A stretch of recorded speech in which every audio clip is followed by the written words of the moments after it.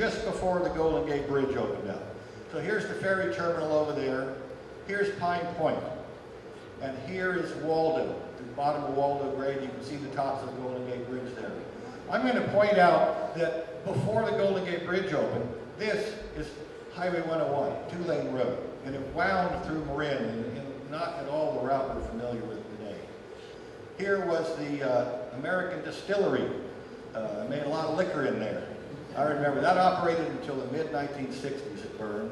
But I remember driving by when they're brewing certain things. It wasn't at all a pleasant smell. And I also heard that their quality of product was the kind of stuff that they shipped by rail cars. So, anyway. And that's their source of Whiskey Springs, the housing subdivision down there, is built on that site. And there actually was a spring on the other side of the highway that provided water for the distillery. Now here's a photograph of the Marin ship operation. Little of it is left. This building here is where the Bay model is. This is the ICP. This is a photograph of the last train in Sausalito. It was in fall of 1971. It's crossing Harbor Drive, which is down by Molly Stone. Next stop was Waldo. Now this was named after a little boom and bust gold rush town far to the north. And there were a bunch of men there, or miners there, who were very supportive of a man named William Waldo, who was running for governor of California on the Whig Party ticket. So they voted for him. Not long after the vote, surveyors came through the area and they discovered that the town was actually in southern Oregon and their votes were nullified. And there has been no Governor Waldo now close to election. This photograph was titled First Year of Operation. So this is an electric train at Waldo Point in 1903. That's about where Waldo Point, Waldo Harbor is today. Here we see the landfill or earth berm between Waldo heading towards the next station, which was Manzanita. Now Manzanita in Spanish means little apple, and I'm sure you're familiar with manzanita bushes. Now how this station got that name is a puzzle to me. This is on landfill. You couldn't plant manzanita and get it to grow if you wanted to. So why did they name it Manzanita? And if anybody knows, I'm still trying to figure that one out.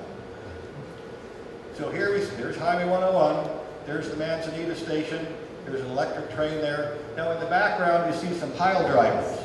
They're in the process of building the longest redwood bridge in the world, where it crosses Richardson Bay in Marin County. So there's the Manzanita station. So this is opened in about 1930. So Highway 101 is finally straightening itself out. So that bridge was in use in 1958. They built a concrete structure right next to the old wooden bridge. Eventually tore down the old wooden bridge and built another concrete structure. So there's the 8 lanes we have today that if you've been there at 5 o'clock on a commute time, it's not big enough. So now here's a diesel moving freight. You can see the highway in the background, so this is right about where Manzanita Station was. And here's a photograph. This is the southbound passenger train from Eureka. There were 2 trains from Eureka to Sausalito and 2 trains from Sausalito to Eureka every day. So this would have been the overnight train arriving in Sausalito in the morning. In the background behind it, you see the sparsely covered Tam Valley. Now, the railroad right-of-way is a bike path, and there's houses all over the place. Now, the next stop, this is a photograph of the train first day of operation. This is August 1903. The first section of the electric interurban went from Mill Valley to Sausalito. That's Charlie Stalker, the engineer. He'd been a steam engine engineer for the narrow gauge railroads and shifted to electrics when they started running those. And he is at a place that was originally called Mill Valley Junction. Now the name of this stop was changed several other stations for other reasons, and this reason was because people unfamiliar with the system would hear the conductor say Mill Valley Junction, they get off thinking they're in Mill Valley. Well, it's a 1.5 mile walk on either a hot dusty road or a wet muddy road, depending on what season it was. So to eliminate that difficulty, they changed the name to Almonte. That loosely means to the mountain, Mount Tam, of course. There in the background, you see switching tower number 2 that handled the switching to this location. So we're now going to follow the railroad right-of-ways, now a bike path. We're going to follow the Mill Valley branch line in, and the first 3 stations, the names are really quite self-explanatory. The first one being high school. When Tam High opened in 1908, the voters in Ross Valley were given the opportunity to vote whether to continue to send high school students to Santa Fe or send them to Tam. They voted for Tam, and the railroad responded by providing a daily school train from Fairfax Manor to Tam High School in the morning and from Tam High School back in the afternoon. It was very popular. Near the end of their operations, it was up to a 5-car train. And it's Miller Avenue today. Speaking of Miller Avenue, that's Miller Avenue. Now in the distance, this was a train station originally when it opened. I don't have a good picture of it, but it was called Millwood, Mill Valley, Millwood. As the area grew and streets were laid, it was proven to be in the wrong location, so they picked it up and moved it a couple of 100 yards and renamed it Locust Avenue. Same building, different place. Now, turning around from this photograph, there's a view from the Locust Avenue station looking towards Mount Tam. Now, I want you to notice that gable roof building on the left, which is still there today on Miller Avenue.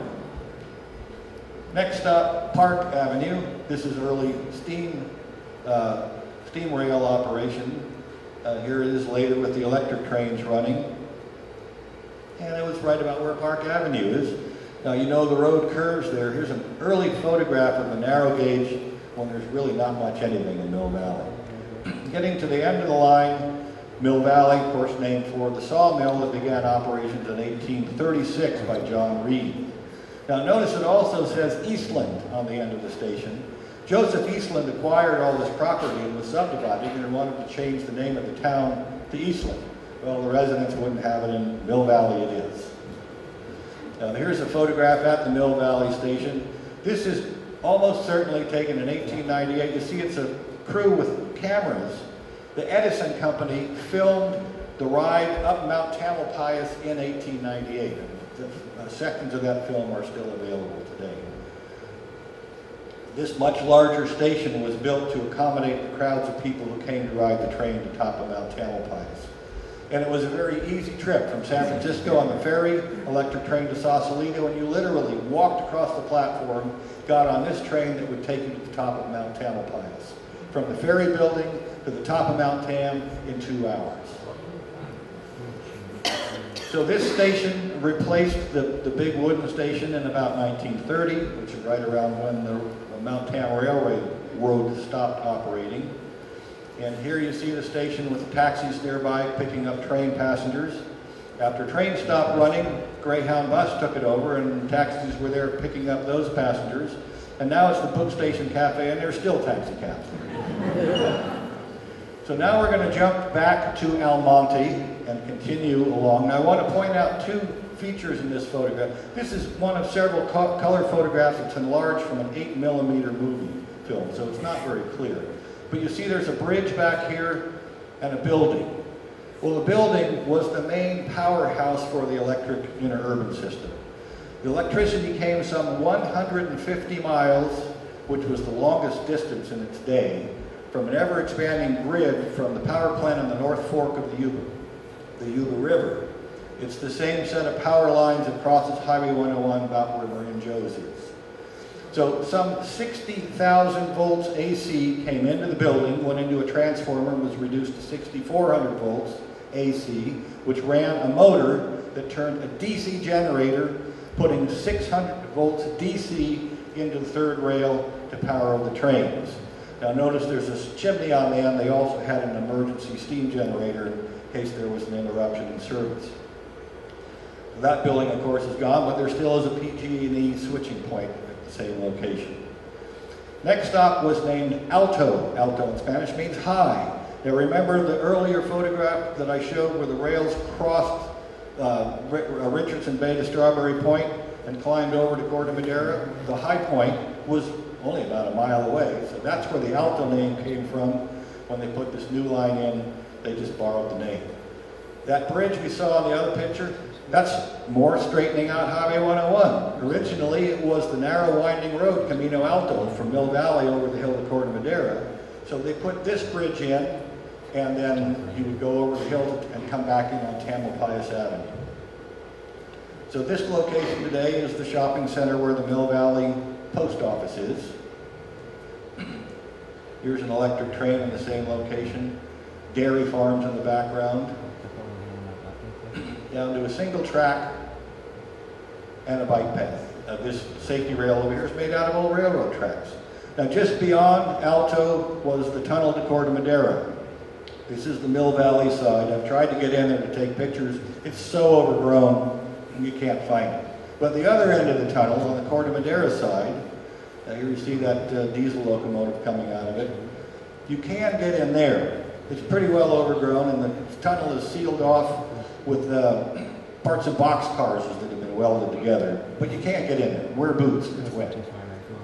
Next stop, Chapman, named for the Chapman Park subdivision. And here's the station. You notice there's a little garden here and big steps. And paths were put in from all these subdivisions, and that was a big selling point to get people to buy land in Marin. You could walk down and get in the train to be at work in San Francisco.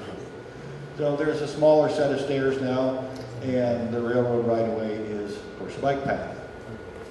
Next up, Corte Madera, named for the Mexican land grant Rancho Corte Madera del Presidio, which means cut wood for the Presidio. Here you see very early operations. There's rail cars taking ballast off on the newly laid tracks. So this is about 1875. Here's another view of that compound, and in the distance on the right, you see the Corte Madera Hotel. Here you see a steam train that's just come from Sausalito heading north. This is August 1941, so just a few months after the electric trains stopped operating. Still the Corte Madera Hotel in the background, and it's still there, but it's not a hotel anymore. Now, for a period of time, this is Highway 101. So main traffic would come, you took that bridge in Mill Valley, went out over Tamalpais Avenue and back onto Magnolia. So they didn't have a stop sign here because of safety reasons. If this got backed up and somebody got stopped in the tracks and a train came along, you got a problem. So many of you will probably remember that for years, it was a three-way stop.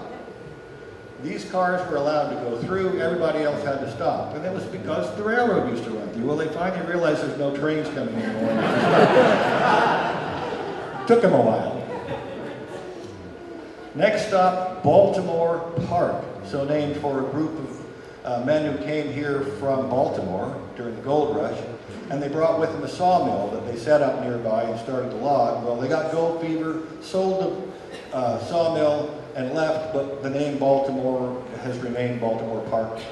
This is the old LCM school here. So this is where the station and junction was built. So here we're looking at control tower number 3. We're looking southbound towards Sausalito, the Alexander Avenue Bridge. These tracks would head over towards Greenbrae and San Rafael. And if you go down on that bike path, look at the underside of that bridge. It's still stained black from years of diesel and steam engines. So I had to take that picture during the winter time because when there's leaves on the trees, you can't see it. So there's control tower number 3 again. This is the southbound passenger train on its way to Sausalito, just coming in from San Rafael. If you walk down that path, you will see the foundations for that control tower still there. Now this photograph here, again taken from the bridge, this is an electric train that would have come down from San Anselmo. I want to point out these fence posts along here. The whole electric system was eventually fenced. There were 4x6 redwood posts, they're painted green, and then they're white on the top with wire, and it was mostly to keep domestic and wild animals off the tracks, because they would stray on there, and they would get electrocuted, and they'd have to stop the train. Baltimore Park is one of several places along this line. If you poke around, you can still find some of those posts. So here's the Baltimore Park. There's the little station. I learned that this was a chicken farm, and when you went by there on a hot summer day when it wasn't very windy, you could tell where you were with your eyes closed. So down to a single track, This is the occasional train freight to Sausalito. This spur remained in place because of the lumber yard that was at Doherty Drive that would occasionally get a carload of lumber. Then bike path on the main line, and now bike path everywhere. So just around the corner to the right is the Baltimore Park Power Substation. And that building, of course, is still there. Fairly well preserved, but not in use for anything. I think Larkspur owns it and they store stuff in there, but no use for it at this point. Next stop, Larkspur. Now there's a story that, that historians will not agree it's true, but it's a good story, I'm going to tell it anyway. When the trains first came through, they said, the train company said, anybody who has some land and builds some houses, we'll build a station for you. So an Englishman, last name was Wright, bought this land with plans to develop it. And he and his wife came over one spring day to look at the property they just bought. And she admired the purple flowers on the hills, identified them as Larkspur, and that's the name of the town. Well, the story goes is that later on somebody said, those aren't Larkspur, that's Lupin.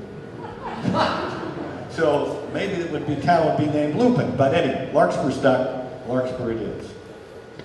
This was one of the many stations that had a garden, so somebody, people waiting for the train would be able to enjoy themselves, often tended by local residents. So this is the upgrade station, about 1930. That building, of course, is still there. It's the King of the Roll Japanese restaurant. I have to go take a new picture because they painted it green now. So Larkspur Station, it's interesting, it's the only station left on the line where here you see the passenger station and the shelter, the loading platforms where the tracks went, it's all still there. All it's missing is the trains. So next stop, Escal, which is, here you see the railroad tracks. This is Magnolia Avenue, and of course houseboats on the creek there. So there's the Escal compound, named for Jean Escal. Now Jean Escal was a Frenchman who came out here during the gold rush and got a job working for his countryman Henry Callot, who had developed this winery. You can see all the grapes on the hill. There was a restaurant. He had a brick-making operation on Madera Creek. Well, Henry Callot died. Jean Escal married his widow, and it became Escal's. And those buildings are still there. The grapes are all gone. The actual station, Escal, was about another couple of hundred yards down the road, about where Bon Air Road is today, because there was a bridge that crossed Corte Madera Creek going over to the Bon Air Hotel. So it was for hotel residents to be able to go back and forth. Bon Air Hotel is about where Marin General Hospital is. So where the bus station is very near where the train station was. Next stop, originally named Tamalpais. You notice they have a chicken on guard here. This is Kentfield. Albert Kent built a big house, and in those days he didn't necessarily have an address, he had a name. He called his home Tamalpais. So that's where this name came. And that name didn't work well because, again, passengers would get off thinking that they're at Mount Tamalpais. So here in Kentfield, it's a long way. Access was blocked by private property, and at that time all there was the nearby town of Ross Landing, which was where a lot of teamsters and farmhands spent their checks on the weekend, so not a really family place. So they wanted to eliminate the name Tamalpais.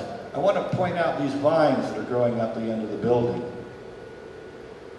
So they changed it to Kent, then Kentwood, and finally settled on Kentfield. Now, again, this is Highway 101 in its day. This is the main road north and south through Marin County. That big black glob in the middle is that same station covered with the vines that were growing quite well. I also want to point out this row of elm trees that were planted next to the right-of-way. Now this is the second station showing the electric trail, electric tracks. Here it is. Yes, it floods in Kentfield. And here you see Mrs. Elizabeth Kent behind the wheel of her 1911 white torpedo automobile with her husband, Congressman William Kent, in the back seat, and they've stopped waiting for this southbound train to cross. This is the entrance to their home in what is now Kent Woodlands, and that's that same row of elm trees.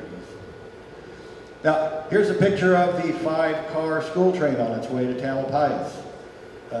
Girls in the front car, boys in the back car, mixed pandemonium in the middle. And I hear great stories from people who wrote on that, and that's a story, another program in itself. So here's the crossing at Kentfield. Again, this is Highway 101 up until about 1930. And here you see an electric train. There was an accident. I guess a car got pushed into the third rail, and they're waiting for the crew to come and straighten it out. Steam trains would come through Kentfield as well. And yeah, we still have rainy days there. So this is the replacement 1930 station, and in the distance there you see that was the Kentfield Post Office. And when electric service stopped on February 28, 1941 was the last full day of service. Tracks came out almost immediately, but here's the same location. So you can see the patches in the road where the tracks had been pulled out, and there's the old train station. I showed this to an old-timer who had grown up in Kentfield, and he said, "That's Tony Maloney's 1938 International flatbed truck that he had ridden around in as a young boy." And there's those trees, the same row of trees. Now, I asked a lot of people, where was the post office in relation to what's there now? And got a lot of funny answers, and funny, this picture here, you can just see the edge of the post office. It was right behind the gas station. Now that building was not gone, it was picked up and moved, it's right down the street in Larkspur. It's an Episcopal church right now. It's been a paint store and an office and a lot of, anyways, that's the old Kentfield post office. So here's the Shell station, and in the background you see some walls going up. That's Jolly Store being built in about 1958. Well, the Shell station is now Valero, and Jolly Store is Woodlands Market. Next stop, Ross, named for James Ross, who was the third owner of the Mexican land grant that had all this land. Here's an early view of the Ross station with the narrow gauge train. There's a narrow gauge steam engine at Ross. Now the Ross station had the most elaborate garden on the whole system. Here you see palm trees, and people would get on the train and going one place to another, bring a picnic lunch. When they get off of Ross, have a picnic in the gardens, and get back on the train and continue their journey. These palm trees were all killed in a serious frost and replaced with roses. And often gardeners from many of the big estates would come down and tend a certain part of the garden, and there was a great deal of competition to see who had the nice patch. That station was replaced in 1928 with the stucco station. Now, most of the pictures you see of a railroad station are taken on the side where the railroad tracks are. Well, they have some pictures of the Ross station taken from the other side. So here's the 1878 Ross station, which was replaced in the early 1930s with this Mediterranean style. Now that's stayed long after the train stopped running. Actually, that building was where the Marin County YMCA had its first headquarters. Now, in the 1958, it was torn down and replaced with the Ross Post Office. Now, around the year 2000, there were a number of Ross residents that tired of this dated 1960s architecture. Private funds were raised to remodel the exterior of the post office. They didn't do anything on the inside. And they chose this to design the old train station. So, it's a lot bigger, but it's in the same place. And it now has a Northwestern Pacific Railroad Herald on the end of the building. So next stop, Bolinas Avenue. I've never found a good picture of this station when trains were operating. Here you see it down just to a single track. And this photograph here, all the tracks are gone, but there's the Bolinas Avenue station. This is Sir Francis Drake Boulevard. That's a two-lane, two-way street. This is San Anselmo Avenue over here. Now I wanted to duplicate this photograph, but in order to do so, I would have had to set up a ladder in the middle of eastbound Sir Francis Drake, so I moved a little off to the left. So there's the old railroad right away there, still at San Anselmo Avenue. No, steam trains come through San Anselmo too. That's right on the corner of Sir Francis Drake and Ross Avenue. Now we come to what was originally called the Junction, San Anselmo. That name came from the Mexican land grant, pardon my Spanish, Rancho Punta de Quintin y Cañada de San Anselmo, the ranch at Point Quentin and the valley of San Anselmo. And that's Red Hill in the background. So this is the main line that went up to the Russian River. This was the branch line that connected with San Rafael. So a larger station was built. They tried to build a road up. Red Hill didn't work out too well. And you can see the trees are starting to encroach on Red Hill.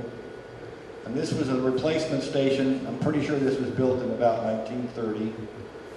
No, it had to be earlier than that, 1920s. There's electric trains at San Anselmo.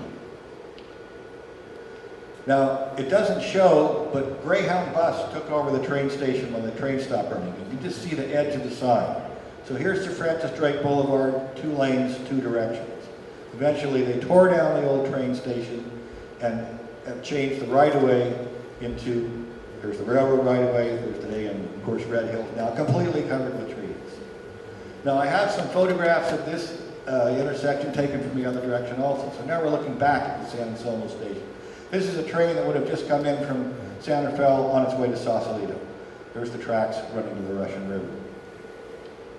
Here's a cold, snowy day in 1885. Snow on Mount Tamalpais. Maybe it'll look like that tomorrow. And here's another picture. You can see that the seminary has been built. There's a Prohibition-era story. This was Needham's Tea House. And you could get stronger beverages in the region. This was a photograph titled Waiting for a Parade. So 4th of July looks like the clothing around the turn of the last century. Now we're looking down, it says aerial view, it's from the top of Red Hill looking down. There's the train station, tracks from San Rafael, tracks to the north. And here's a later one, you can see the Greyhound buses have taken the place of the trains. Now I climbed up to the top of Red Hill to try to duplicate that photograph. Well, it's so completely overgrown that I had to climb up a tree to even be able to get this picture. You can't even see the intersection. It's out of sight here. So now we're going to follow the main line towards Fairfax. This is control tower number 4 that handled the switching at this intersection, and that's the San Anselmo power substation right behind it. So going down the tracks, next stop is Yolanda. Now, Yolanda is derived from the ancient Greek for the flower violet. This is a microclimate. Violets grow in profusion. So there's the Yolanda station. And the locals raised some money and put a little stone bench there that says Yolanda Station. This, of course, is Center Boulevard between San Anselmo and Fairfax. Next stop, Lansdale, named for the Lansdale subdivision. Actually, originally it had been the Bush tract, and it was George Bush's grandfather owned the property there, and then sold it to Mr. Lansdale. So you see that wooden bridge, that's San Anselmo Avenue, where it crosses the railroad tracks. And so this is when it was all on open trestles and bridges. Notice the building on the right. They filled it all in on culverts, and now it's Center Boulevard. Next stop, Pastori, named for a nearby restaurant, very popular with San Franciscans. They get on a ferry to Sausalito, take the train to Fairfax, go to Pastori's, spend the afternoon, have some cocktails, dinner, dining, dancing, get on the train and go home at the end of the night. So Pastori's restaurant was over where Marin Town and Country Club later was. So there's this school train on its way home at the end of the day, and this location today is where the Fair Anselm Shopping Center is. So next, Fairfax, named for Charles Snowden Fairfax. So here's an early view of Fairfax with the trains coming in. And here you see the train tracks. I want you to notice this hip roof building on the left, which is still there hiding behind the Fairfax garage. And here we are looking at the Fairfax station. That's the Alpine building left center. Now the smoke you see in the background was from the big barbecues they would have in the park. Very popular location for San Francisco visitors on a Sunday.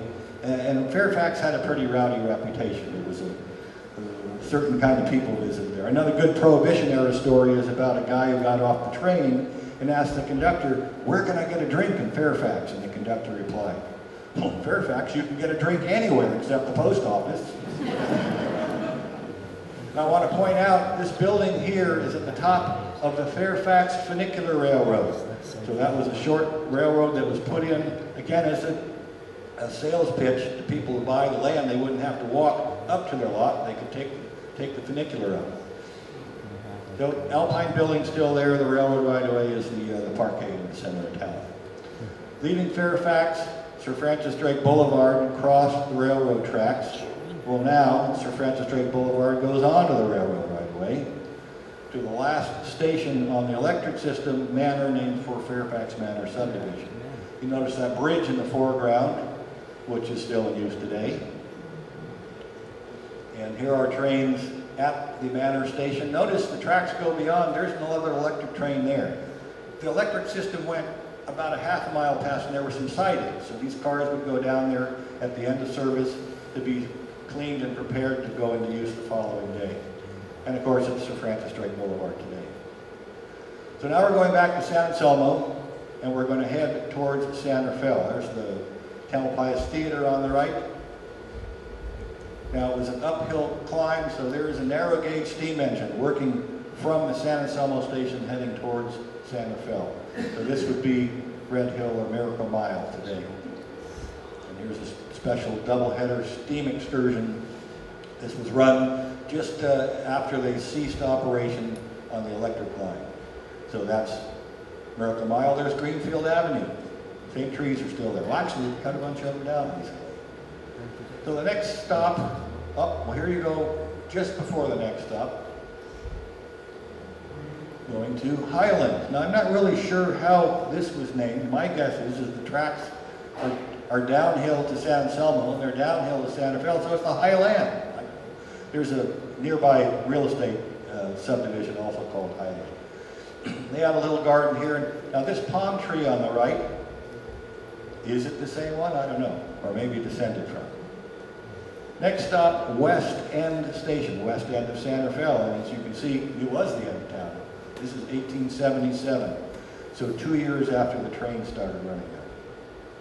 They built a more elaborate covered station for the narrow gauge, and then when they started running the standard gauge electric trains, it was only single track at first, and a single train would fit through there. When they later double tracked it, it didn't fit, so they cut it off. And this is one of the buildings that a group called Marvelous Marin complained to the railroad about the deteriorated condition of the system.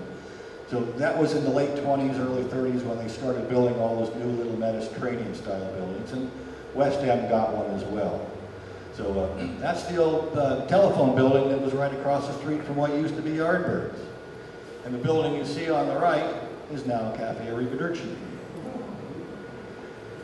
Now, originally when the train came into San Rafael as narrow gauge, and then later as early operation as electric, the tracks ran right down the middle of 2nd Street. I'm sure you will recognize these two hip-roof buildings. I notice the tracks turn here. Those two hip-roof buildings, the one closest to us is the one that has a sign on it that says business cards while you wait. So the tracks turned off of 2nd Street at B.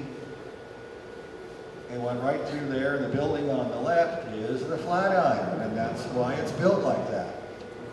So just behind the Flatiron was the station. Originally, this station was named San Rafael. It was the terminal of the first railroad to operate in Marin County, which was the San Rafael and San Quentin Railroad. So it ran from here to San Quentin, and a ferry connection from there. When the narrow gauge came in, there were two railroads competing for a small amount of business. Investors of both railroads were many of the same people, so they consolidated operation, and it became all narrow gauge from Sausalito to San Rafael and out to San Quentin. Now, eventually, when the line to Tiburon came through, they built a much bigger station, and they took the San Rafael name over there. This building was renamed the B Street Station. Again, 1930, that building was replaced with a smaller Mediterranean-style building. That building still exists, though it's been picked up and moved. It's a little hair salon right now. Right at the foot of A Street, where you turn onto Anderson Drive, you look in there, there it is. This, right across the street is the back of the Safeway store. So here is the Union Station, the big San Rafael station, right along the railroad tracks between 4th Street and 3rd Street. And here you see an electric train. Now this train would have come in either from Greenbrae or San Anselmo. It can come into this station and stop here. And there's the passenger train. So a great connection between the trains that went between Sausalito and Eureka and all of Central Marin. Literally walk across the platform and you're on the other train. Now this train would reverse and either go back to San Anselmo or towards Greenbrae. Couldn't go any further than that. There's passenger train. That's the main terminal where Whistle Stop is today. The new smart terminal is going to be right on the other side of the tracks. Here you see a diesel engine pulling one of the passenger trains. The last passenger train ran in 1958. There's the Whistle Stop building. Down to a single track. And what's there today, waiting for the smart train. So the smart terminal will be where this parking lot is. I put this picture in, that's Jack Farley on the right. Had to be down there to document the last freight train that ran into Marin County. Many people are surprised to learn, this is 1982, so 1982 they're still running trains into Santa Fe. And I put this one in here, kind of explain how this electric system worked. If you're in San Francisco and wanted to come to Marin County, you'd go to the ferry building at the foot of Market Street. If you're coming to Santa Fe, it would take 58 minutes to get to Santa Fe, ferry boat and train. If you're going to Fairfax, it took an hour and 2 minutes. So try to do that on a Friday at 5 o'clock. It's a system that really worked. So a one-way ticket was 35 cents, round trip 50 cents, or you could buy one of these commuter books, $5 for a round trip every day of the month. If you did it every day, it's like 17 cents per ride. So this book, by the way, February 1941, was the last month of the electric system operation. So now we're going to leave Santa Fe and head towards the Greenbrae Tunnel. There's control tower number 5. There you see the old Union Station. This train is heading on the main line towards Tiburon, branch to Baltimore Park. Here are the tracks that looped around that went over to the B Street station towards San Anselmo. Next photograph, it's an electric train in about the same location, but it's the newer station in the background. And so there's the tracks to Tiburon. There's the bike path that's the old right-of-way to B Street. So here is a steam train going underneath the old Highway 101 overcrossing. It's under concrete structure now. Now it's a bike path as well, and the smart trains will run right next to the bike path. When I took this picture about 10 years ago, there were still some of the old tracks were in place. And it was because there was a station called Schuetzen Park. Now Schuetzen Park was a nearby recreation area, and very popular with the German-American community, but everybody went there too. There was a dance floor and a dining hall, and roller skating rink, camping facilities, shooting ranges of all kinds. During World War I, there was a lot of anti-German sentiment, so they changed the name from Schuetzen Park to California Park. Same amusement area. It's right over there. It's about where Marin Square Shopping Center is today. So there's the California Park station, and there's the California Park. Now these railroad cars here were spotted out on the old Santa Fe and San Quentin line. It wasn't in use, but they left the rails there to store extra cars on. That is today's Anderson Drive, right there. I see I have to update this photograph, but I still have Marin Outdoors there. So just past Schuetzen Park, California Park, was the tunnel between Santa Fe and Greenbrae. There were over 60 tunnels on the Northwestern Pacific Railroad. This is the only one that was double tracked. It's because of the amount of traffic they had. You see 2 tracks here, later down to a single track for many years. Then it was boarded up, though the homeless people figured out how to get in there.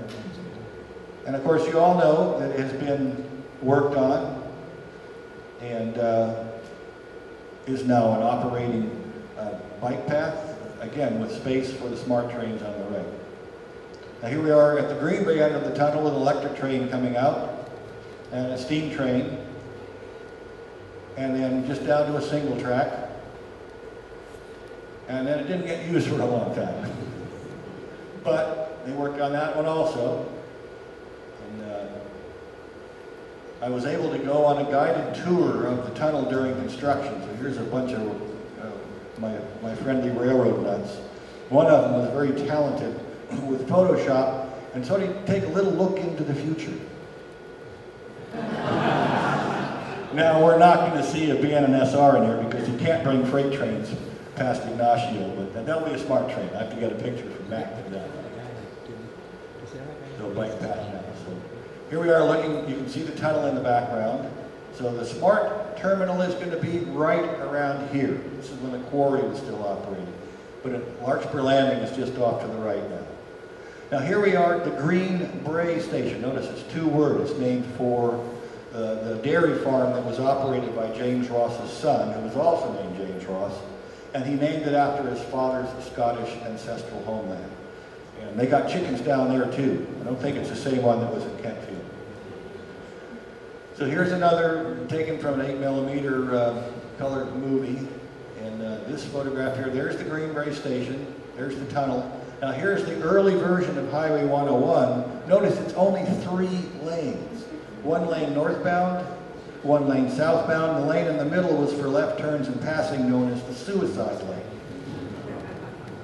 Well, they widened it to 4 lanes, but can you imagine Sir Francis Drake Boulevard and Highway 101 controlled by a single light? Not anymore. So there's the trestle that went across Corte Creek. The main line continued through a tunnel out to Tiburon. There was also a Y here that went over towards Baltimore Park. That's where we'll be going in a minute. So there's the trestle when it was still there. It was hit by a truck and damaged, and the engineers said, oh, it's unsafe, it has to come down. Oh, come on, a trestle that'll hold a 60-ton locomotive pulling cars full of gravel? Well, I don't think a truck's going to damage it. It was all politics. They wanted a trestle out of there, so it's gone. And they got an extra lane. And now we got tracks that go to nowhere. So the tracks went across that trestle, turned right towards Baltimore Park. Now this was a location that was identifiable for many years by the plume of steam from the Handicap or Windcup Company. They had their own railroad spur that they would bring in covered hopper cars with raw plastic pellets. So, but Handicap's gone, and there's something a lot bigger there now. Yeah. No, this is right where Highway 101 crosses. Baltimore Park is, we haven't got there yet. So just past Handicap, there was a bridge, it's called High Canal. And in the background you can see the Green Bray Hills that would have been covered, dotted with cows. They put a bike path bridge in there a while ago, and now the hill is dotted with houses. So just beyond this bridge, we're looking down the bike path. There's the back of the Redwood High School gymnasium. And here we see a train that is going to go around the corner to the left, past the Baltimore Park substation and join the main line. Now, I wanted to find a photograph of a train with a caboose here because it's the end of the show.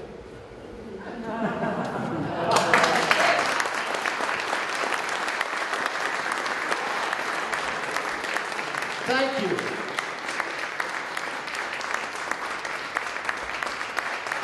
Come on up here.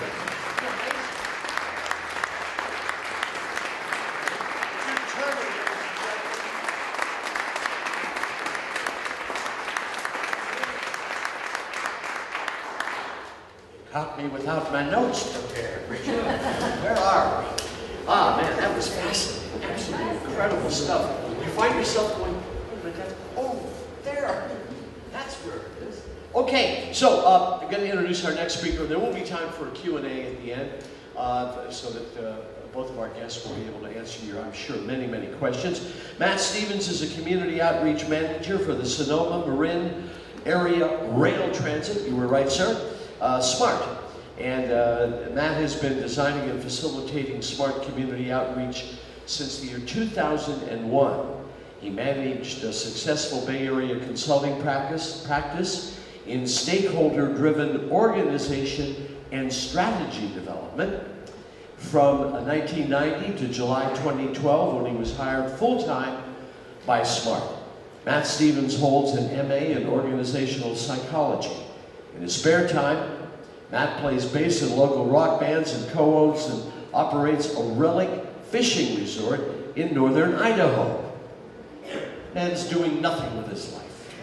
Such a waste. Matt is also a father of 2 children and has lived in Northern California for over 25 years. Ladies and gentlemen, please welcome Matt Stevens.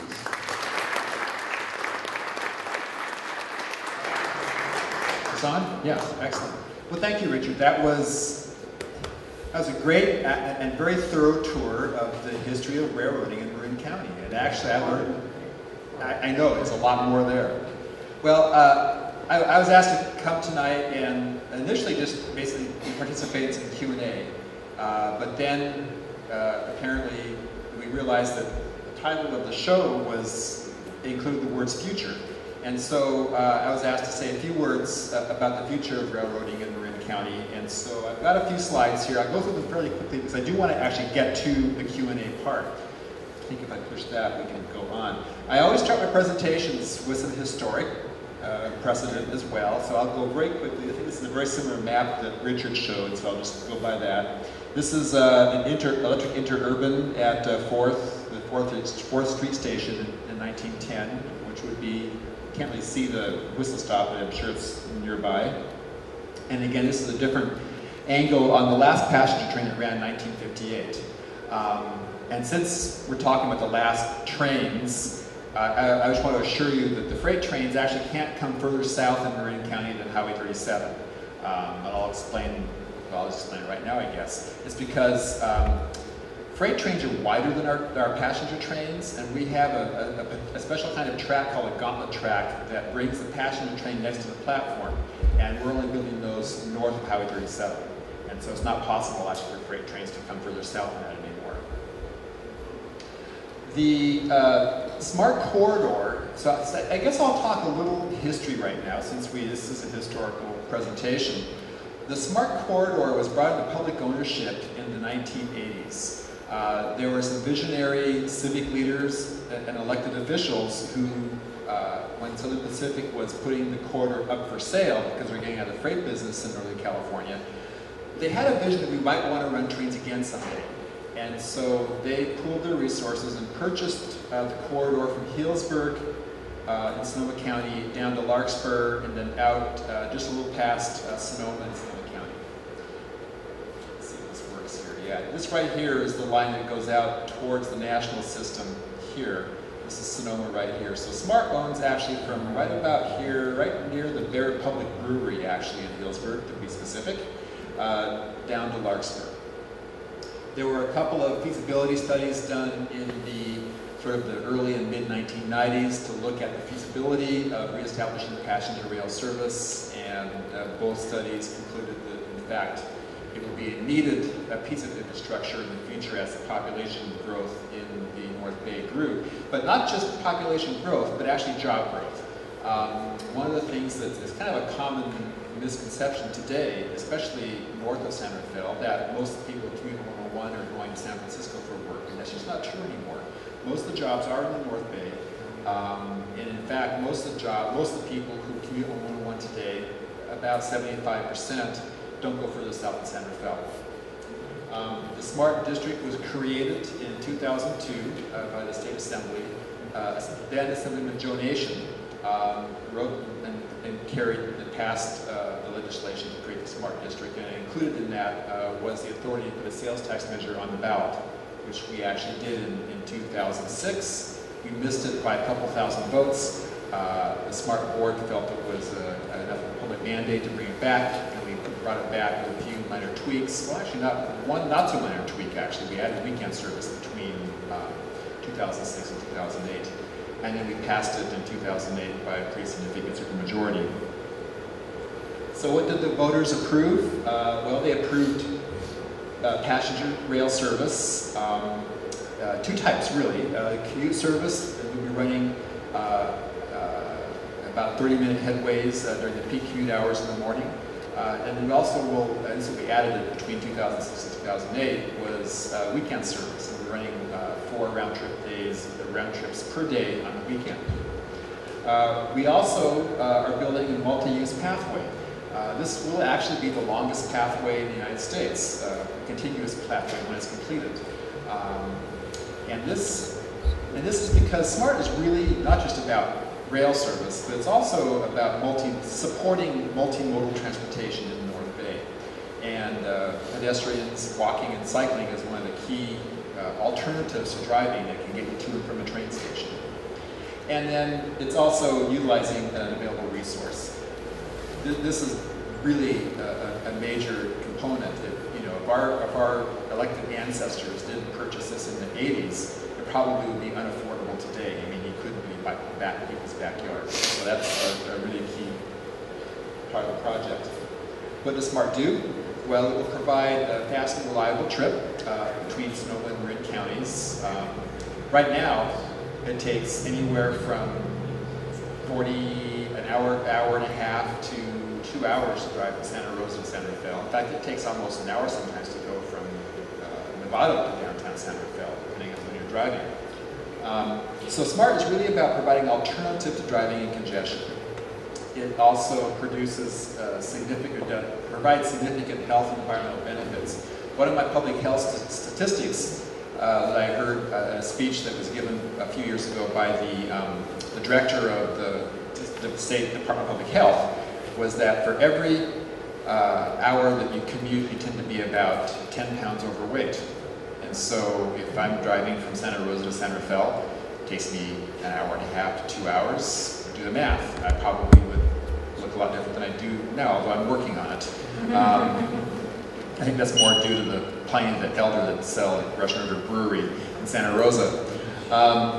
But it also reduces significant greenhouse gas emissions. About 30 million pounds per year of greenhouse gas emissions will be taken out of, or will not be emitted into the atmosphere.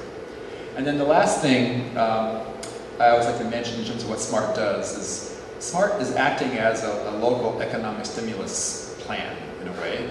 Our tax dollars are being largely spent locally.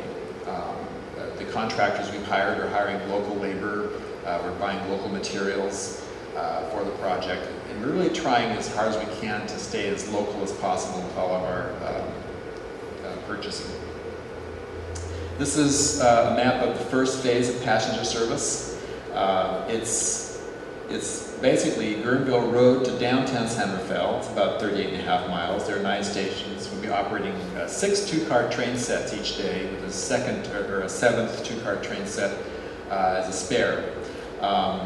It serves, this first phase actually serves about 80% of the total ridership that we're expecting, so it's a good first phase in terms of capturing ridership. And we're expecting to start up service. Right now we're looking, as things are trending towards the first half of 2016.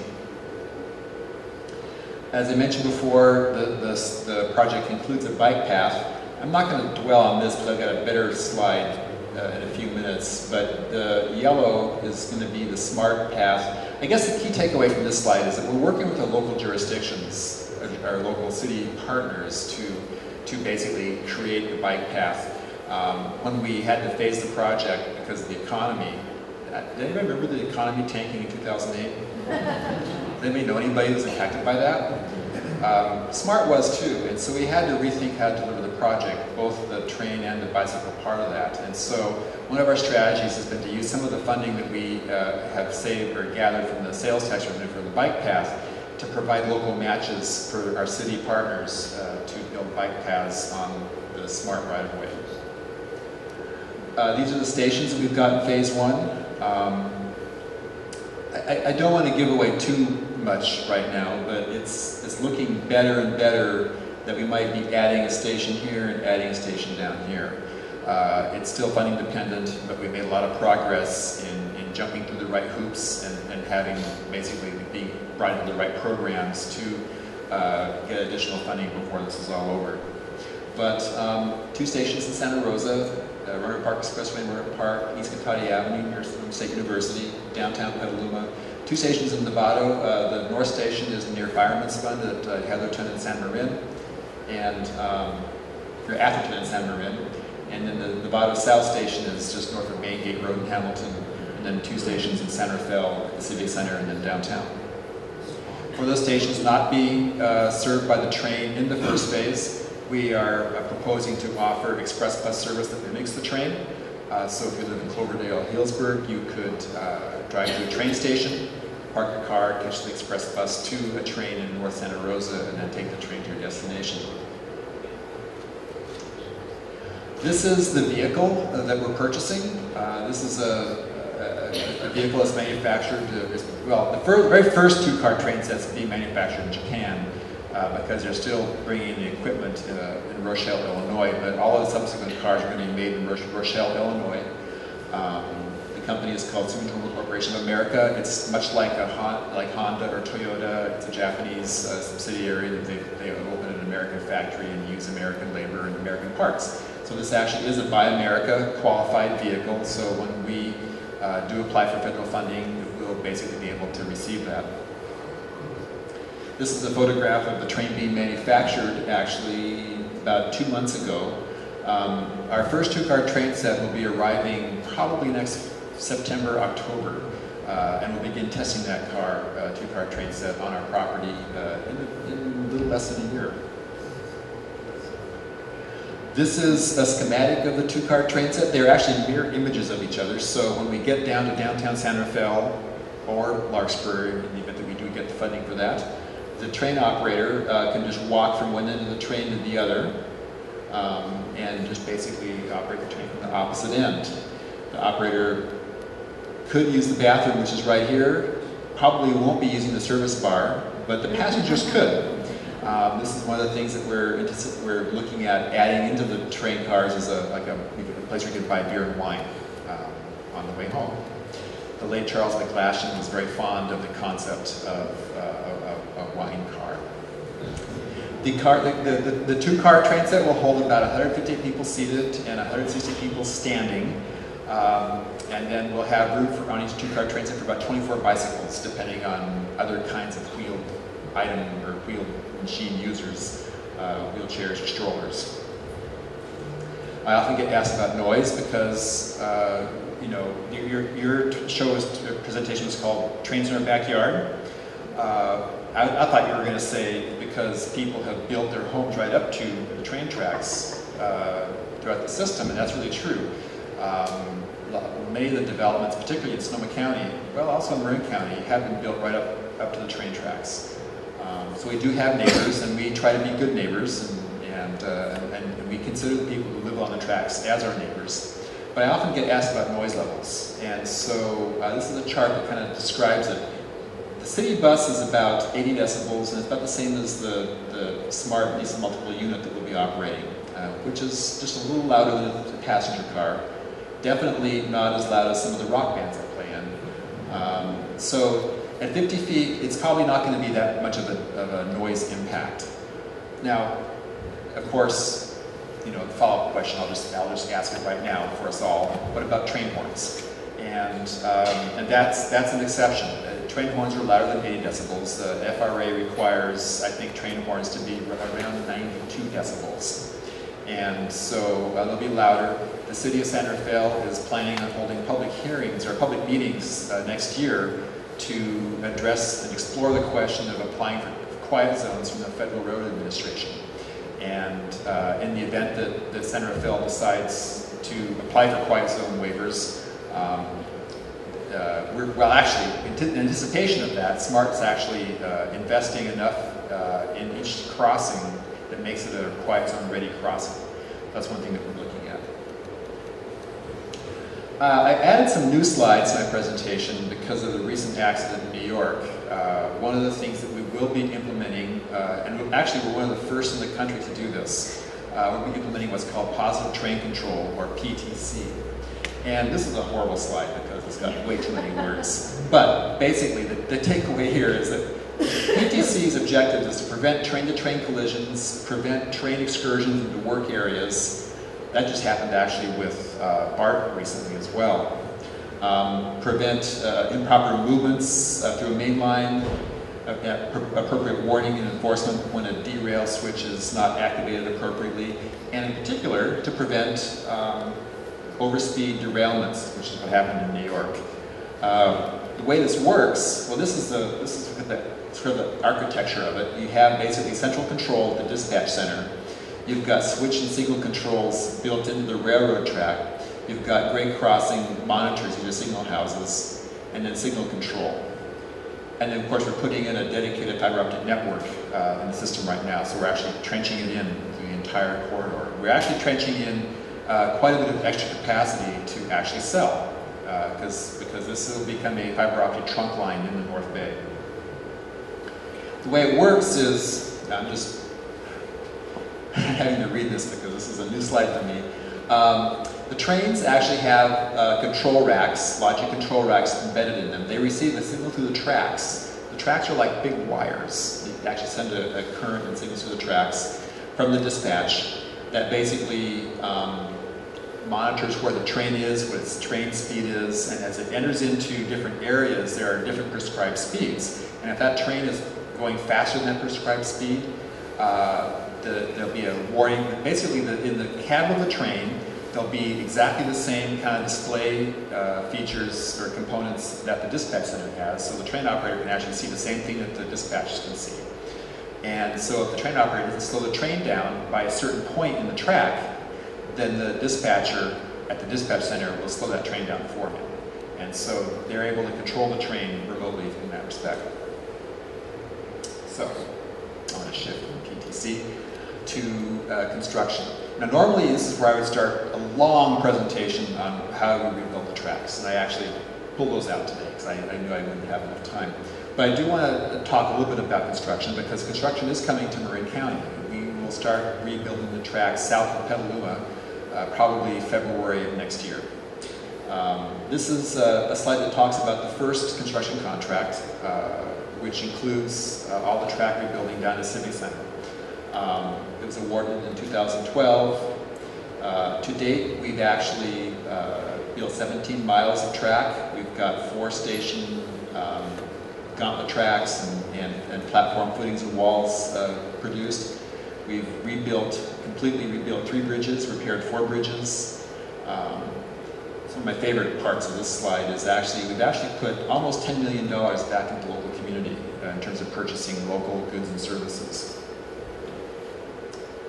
All the materials we're using is, like I said, made as locally as possible. The ballast, which is the crushed rock, is coming from Canyon Rock in Forestville, and then for the Marin County portion, it's coming from Dutra Brothers in Nevada. The rail is made in Pueblo, Colorado, closest rail we could find. And the ties are concrete ties made in Spokane, Washington, and all the rail has mostly recycled steel in it. All of the old track materials, the old ties, the old rail is being recycled, either being sold for reuse at shortline railroads, and if it's not good enough shape, the rail is being melted down for new rail, and the ties are being sold to landscape wholesalers for reuse.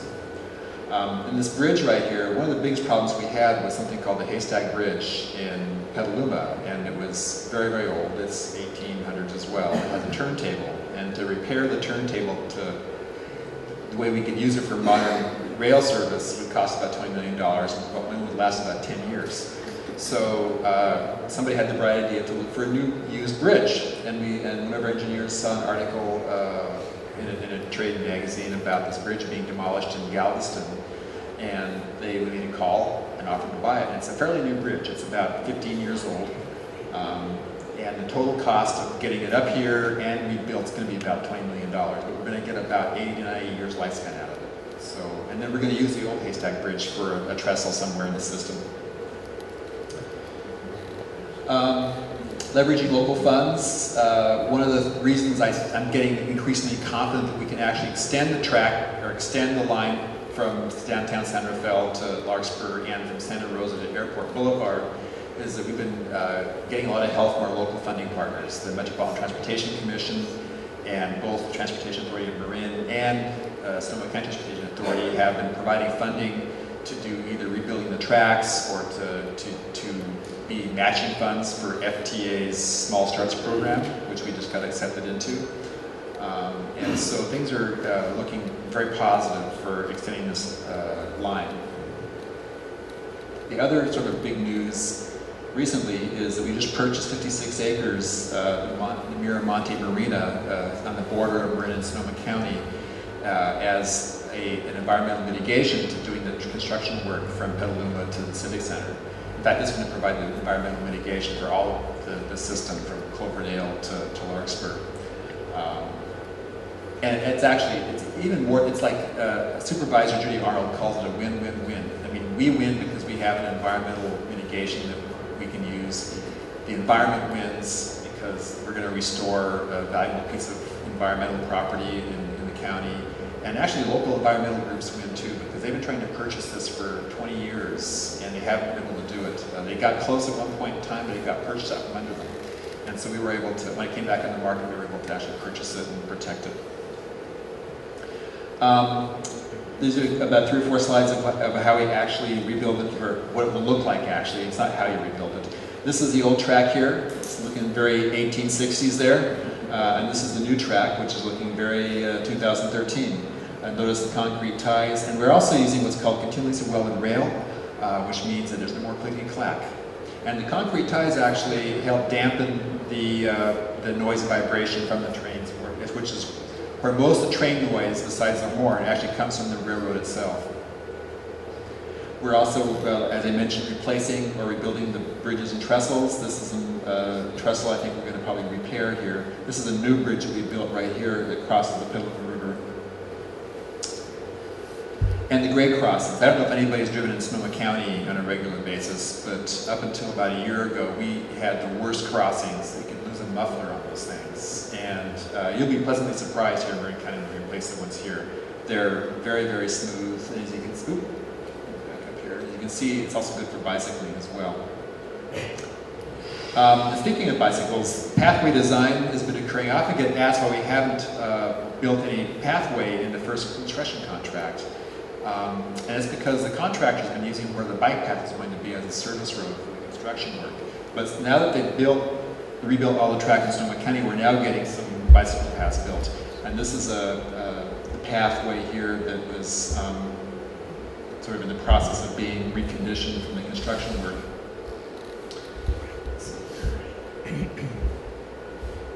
Oh, I think I've lost the clicker. So what I'm going to do is change sides. There we go. And this is actually the new path that's just got finished in downtown Santa Rosa. And so we have 7 pathway segments that are being constructed in the next construction contract, which just was awarded actually last week. And there's three segments in Marin County and 2 segments in Sonoma.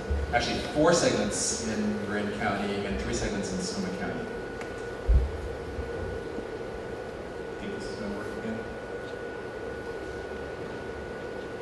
I can just hit the computer, it's all right.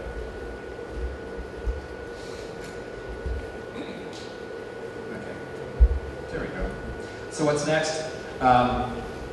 Basically, we've divided the project into 2 construction contracts. We call one, I hate acronyms, but Initial Operating Segment 1, IOS 1, and then IOS 2, which is just awarded to a company called Shimmick. And they're actually a local company. Our first contractor, Stacey Whitbeck, is based out of Alameda, California, and Shimmick's actually based out of Oakland. So these are as local as we can get for specialty companies like railroad constructors. They're going to be rebuilding the track from the Civic Center to downtown Santa Fe. They're also doing all the station finishes, having the Portensville Tunnel between basically the Civic Center and downtown Santa Fe. And then also what's next is basically we're getting the trains. The first jerk train set arrives next fall. We'll be testing that for about 6 months, and then we'll begin the rest of our delivery within that next year. Another really important what's next, and actually we've been working on this for about a year now, is what I like to call building rail-safe communities. The last passenger train ran in 1958. Freight service has been sporadic at best up until recently. And so we really don't have much experience with trains. The rail corridor has been used in many other ways. It's been used for recreational purposes, kids riding mini bikes. It's used for shortcuts to schools, shortcuts to shopping, and it's being used as a place to live by the homeless community. So we have a pretty big task to kind of educate people about rail safety. And in fact, I think of this as kind of a culture change project to start building a culture of rail safety in the North Bay. We've been working with local schools for the last year and a half or so. Today we've been distributing almost 100,000 flyers to the public-private schools in the North Bay, and we continue to do that. We're doing that every year. We also participate in something called Safety Pals, which is a play that gets delivered to public schools by North Bay public safety agencies. And then we also have trained Operation Lifesaver presenters at SMART, and we actually go out to the community, go out to schools, and deliver rail safety training ourselves. So I want to leave you with two really important rail safety tips. The first is the only legal and safe place to cross a railroad is at a designated crossing, and that is indicated by something called a crossbuck. Crossbuck right there. You probably saw a few of those in Richard's slides in the last presentation. A shortcut across the tracks is just too risky anymore. This is an active railroad. We've got freight trains running on it. We've got construction trains operating on it, and then we're going to have passenger trains starting in a couple of years. And the second message is that tracks are for trains, not for games. It's illegal to actually be on the trackway now. Always has been, actually, but now it's really important to recognize that. And really, it's, use public pathways that are designed for public use, not the rail corridor. So, this is our website, www.sonomaMarinTrain.org. Please visit the site. We've got lots of good material on that. We've got our brochures on there. We've got a construction update page, so when we're building the tracks in Marin County, you can check that page to see what we're doing. And if you go to Facebook, we post photographs and all kinds of information about the SMART project on a daily basis almost. So with that, I want to thank you for being patient with me, and I guess we'll be doing Q&A now.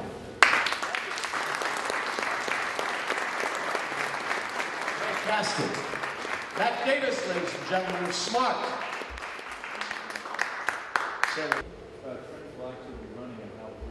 Okay, good question. The question is how many trains will be operating and how frequently? We'll be operating 6 two-car train sets per day at one time.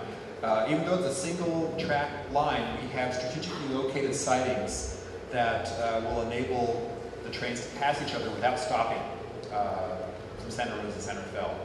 So we'll be operating during the peak commute hours, we'll be operating every 30 minutes. There'll be a train in the station. Do you also know how early and late the trains will be? Well, our operations director is currently working on the service schedule, so this is not set in stone, and it's subject to board approval, actually.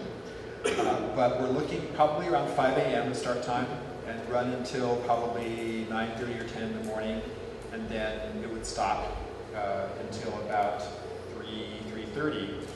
But there'll be like 1 or 2 midday trains as well. So if you're someone who commutes from Santa Rosa, one of my favorite examples is that almost all the teachers that teach in Marin County actually live in Sonoma County, and most of them live in Petaluma, Marin Park, and Cotati. And so that's one of our big markets, is school teachers.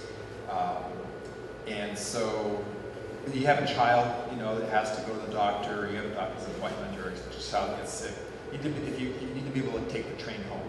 And so it's important for ridership, actually, to have those midday trains. And then on the weekend, we'll be operating 4 round trips per day. And in the evening, how late? Oh, evening, probably till 8:39 at night. All right. 14 trains, 14 train cars. We'll be operating 6 two-car train sets, and then we have a 7th two-car train set that's a spare in case there's a breakdown, or we can actually rotate that set in for as we bring other train sets out for maintenance. Yes, sir. How are the trains powered? How are the trains powered? How are they powered? Okay, that's a good question. These are called diesel multiple units. That's the technical name for these vehicles. They're powered by small diesel engines. If I have my slide, kind of right underneath the middle of each car is where the engines will be located. They have a transmission, like a car does. They're going to be Tier 4 engines, which is the new standard that the Environmental Protection Agency is mandating by the end of 2015 for a lot of these types of vehicles. And so it's a clean diesel engine, very low particulate. Okay. And the reason we're doing that, the reason we didn't go right to electrification is cost. We can actually put this system in place for roughly magnitude of order about $7 million a mile. If we go electrification, we actually have to build a whole separate electric infrastructure, a grid basically, and that's about $35 to $40 million a mile. This gentleman in front. Richard, it's an excellent program passed. Would you also be putting together one maybe for going up to Samuel P. Taylor Park up to Casadero? That would be great. Okay, the question was, is there going to be another program about other parts of the rail system, essentially from, say, from Fairfax to Samuel P. Taylor Park up to the Russian River? I haven't done a program like that. There are others who already have done it. There's an organization called the Northwestern Pacific Railroad Historical Society. They have quarterly meetings at the Whistle Stop Building in Santa Fe and have programs on various, usually Northwestern Pacific oriented, but not specifically. They have a website, NWPRRHS, Northwest Pacific Railroad Historical Society. You can find out what their programs are. .org. .org, yes. And they also have recorded some of the presentations that have been made. For example, this presentation that I just did was recorded along with another program that I have I call Forgotten Railroads. So those are both recorded. You can get the DVDs from them. And I'm pretty sure the guy who did the one on the, from going up to the Russian River, that his programs are recorded, so you probably could get copies from the NWP organization. And then also heading up to Eureka, up the Eel River. They've had presentations on all sorts of them. I just talked to a man named Fred Cadoni, who is the editor of the newsletters for the Railroad Historical Association, and he's preparing a program of color photographs taken on the Northwestern Pacific Railroad. He said he only has about 800 of them. So he's got 30,000 black and white photographs. He's got 800 color photographs. So he's working on doing the program, and this will be operations all up and down, essentially from Eureka to Marin County. And so stay in touch with their website. It's You're going to be well informed, sir. And they actually love to make presentations. They live for it. So. Mike. Yeah, my question actually, excellent presentation. It was like clear. My question was about whether anybody had approached you or you had approached anybody about a documentary. But it sounds like that's the question you just answered. Documentary? Well, Ken Burns has not called me up. Which you have to do the slow pan on those pictures. Well, we'll hear the guys. Yeah, a little banjo in the background. Anybody else? Yes, sir. Why did they originally stop the electric trains in 1940? Great. Okay, why did the electric train stop running? Well, it's a very complicated answer, but the simple version is that the Golden Gate Bridge opened in 1937. People started driving their cars to San Francisco. So ridership on the electric system fell way off. They responded by reducing service and increasing cost. So they were losing money. So it's, so they're not going to run on a railroad that they're losing money with. There's a lot of other aspects of it, one of which is the Southern Pacific Railroad, which was the parent company that owns Northwestern Pacific, had a great deal of their surplus money invested in General Motors and Firestone tires, so that they could make more money not operating the railroad and making people ride on buses. That was something that happened. A similar thing happened in Los Angeles, and you might want to check out Roger Rabbit, which is basically the real B story in that whole hilarious comedy is what happened to the rail system down there in Toontown. Anybody else have a question? Yes, ma'am. I have two questions. One is, what is a gauntlet train? And the other is these orange and white signs that I see along the freeway. Are those signs of where the routes going to be for the train? Okay, well, what is a gauntlet track? And then orange and white signs in the freeway. The signs I don't think have anything to do with SMART. We have a few highway signs, or we actually have a few signs close, mostly in Sonoma County. They're like billboards that say there's a train coming, but they're near the crossings. I think we have one in Marin County as you go through Nevada. In terms of the gauntlet tracks are going to be located at every station platform, coming into a station platform, and those tracks, it's actually it's like this. You know, imagine there's two sets of tracks, and they enable, what they do is they move a freight train away from the platform because they're wider, they're bigger vehicles, the trailers are wider, and they would bump the platform. And so we want to have our passenger trains close to the platform, so you can have what's called level boarding, so you don't need to go upstairs or use a lift or anything like that to get on the train. Sounds pretty handy. Yes, ma'am. Will they increase ferry service?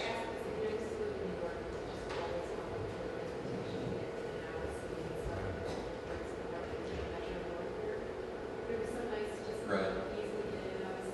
I can't speak for the Golden Gate Bridge District because they own and operate the ferry system, but we are working. Well, first of all, they're part of the SMART. The Golden Gate, when the electeds of the '80s purchased the corridor, Golden Gate was a partner in that. Actually, I forgot to mention them, and they became the custodian landowner until SMART District was formed. So they're on our board. They have 2 members on our board, and so they're our partners. We are working with all the local transit operators, you know, primarily bus, to kind of make sure that when we begin service, that their service and our service, basically the pulses match up, so when you get off the train, there's a bus waiting, you know. And then when SMART begins to operate, which you can think of as a trunk line service, up and down the 101 corridor, bus operators may be able to reallocate some of their resources to improve branch line service. And so we're working with them to kind of figure out what will work best for both systems. Great. I don't know what happened to Pat, your friend Pat, who works for the ferry. Oh, what? Oh, you just met him tonight. Well, anyway, he was telling me that there are definitely, because of the insane traffic, rail traffic between Sacramento and San Francisco, near Oakland, that they have to put in more ferry terminals, and they're starting to do that. I think one that Antioch is the newest. So, you know, I'm with you. Let's get in and out here faster. And as the friend asked, why did they discontinue? Richard said because cars became the kings. Hopefully, we're trying to reverse that now. Get people to use cars less and the rail more. We'll have one thanks to these guys. I'm sorry. Yes, sir. On the smart train system, you're going to have 2-car train sets. So thinking positively, once the service becomes popular, what's the most efficient way to increase capacity? Add a center car to the train? Yes, the question is how do we increase capacity when demand increases? We have an option with the manufacturer to purchase a third unpowered car at a predetermined price. We also can increase frequency of service as well. And we actually, I forget what the number is exactly, but we actually have the capacity to increase frequency quite a lot without running into trouble having a single track system with the sidings. It's going to be farther for the motor than the block then, right? It's A little further. More cars? Well, but actually, we're only going to get 3 cars max because one of our sort of design constraints actually is the shortest city block in Santa Fe. What we don't want to do is have a train set that blocks a street. And so 3 cars would fit within the shortest, actually at the downtown station, which is the shortest city block in Santa Fe. So after we do 3 cars, it will be increasing service. Yes, sir, right here. Is there any plans to, when you go to Larkspur, to put an overpass crossing Anderson Avenue, big diagonals crossing? Currently, no. SMART's policy has been, when we were sort of in the designing this location of the stations, our policy was to work with the local jurisdictions, the local cities to decide where to place the stations. And the city of Larkspur was very clear with us at that point in time that they did not want us to cross Francis Drake Boulevard. And so, in fact, they punctuated the point by tearing down the trestle when somebody ran into it. And so our station, as Richard pointed out, is going to be kind of behind the theater, maybe just north of where the Marin Corridor is. However, there is going to be an overcrossing. It's going to be a pedestrian bicycle overcrossing. It's called the Central Marin Ferry Country Project, and it's actually being built now, or it's going to be built by the time we actually begin service. And once we begin service, we'll take over the ownership and maintenance of that overcrossing. So it'll be a pedestrian. You'll have Anson Mount working for you. It's an inside joke. Anybody watch Hell on Wheels? The building in the west. Oh, right. Guy named Anson Mount was the star. My question was really, was Anderson Avenue.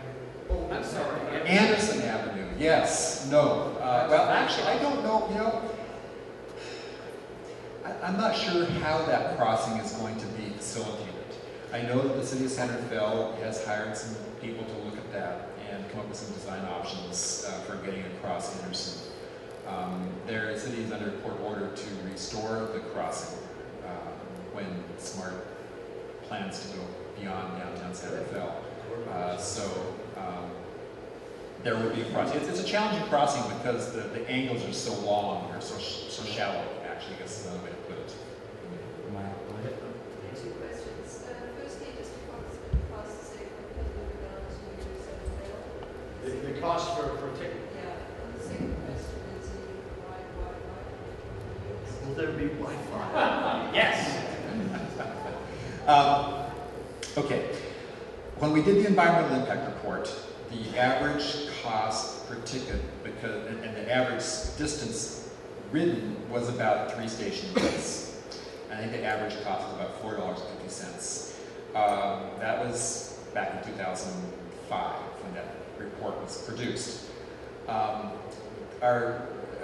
operations director, like I said, he's working on the service schedule. He's also working on kind of the cost structure as well.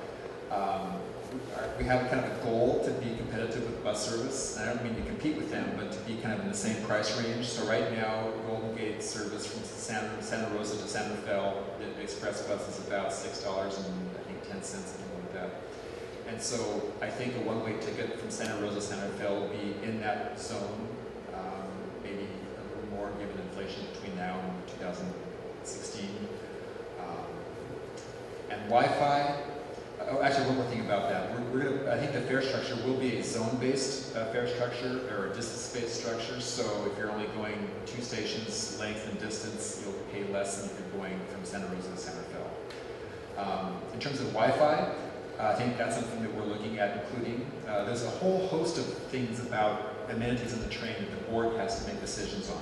I think that the wine bar is going to be a final decision the board has to make. I think Wi-Fi will be one.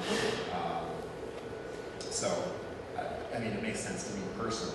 I don't know why you wouldn't do that, but it's still a board decision. By 2016, we might all be able to be hotspots ourselves.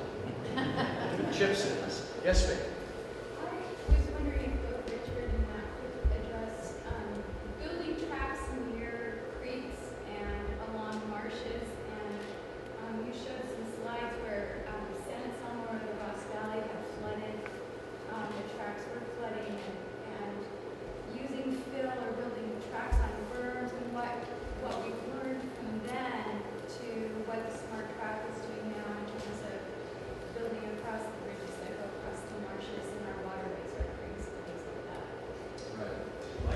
I can answer the first part of that question, is that flooding in the Ross Valley was impacted by the building of the railroad. In 1875, they just built a railroad wherever they wanted to, and it caused the part of the creek, San Anselmo Creek, to reroute. So the flood moved from one place to another. The railroad tracks don't cause flooding, they distribute it a little bit differently.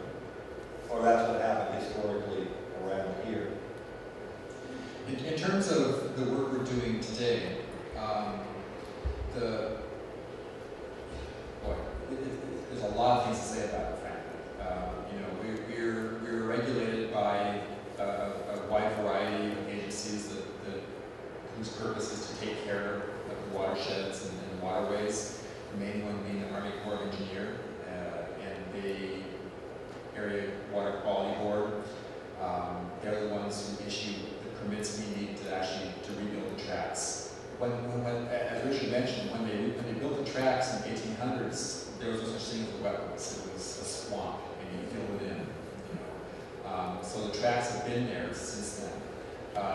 Today, in terms of the waterways, we do have to reconstruct a number of bridges. There's one. What's the creek down by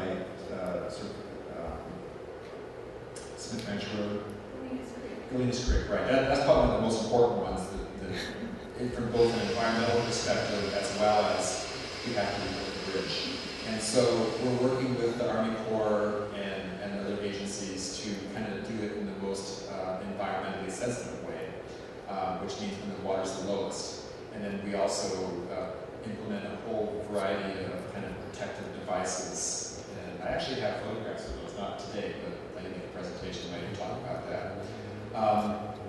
The SMART project is going to negatively impact about 2.5 acres of wetlands between Petaluma and the civic center. And what that basically is a strip along the track. It's not like a 2.5 acre chunk somewhere. It's actually from Petaluma to the civic center. If you add up all, it's about 2.5 acres. That's one of the reasons we purchased the Marin Marina.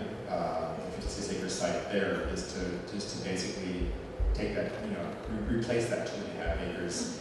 I think we're having to do like a 3-to-1 replacement. So you just don't replace 2.5 acres. You have to replace like 7 or 8 acres actually. And the other thing I'll mention too is in terms of flooding, we're actually, because the drainage systems are antiquated at best and pretty much non-functional, because the railroad has negatively impacted kind of the water flow in many places, we're actually making big improvements to drainage. So both the flooding will decrease in some areas, as well as just it puts water where it wants to be rather than where it doesn't want to be in terms of how the natural system works. And so, that's one of the things that we're working on as an engineering project.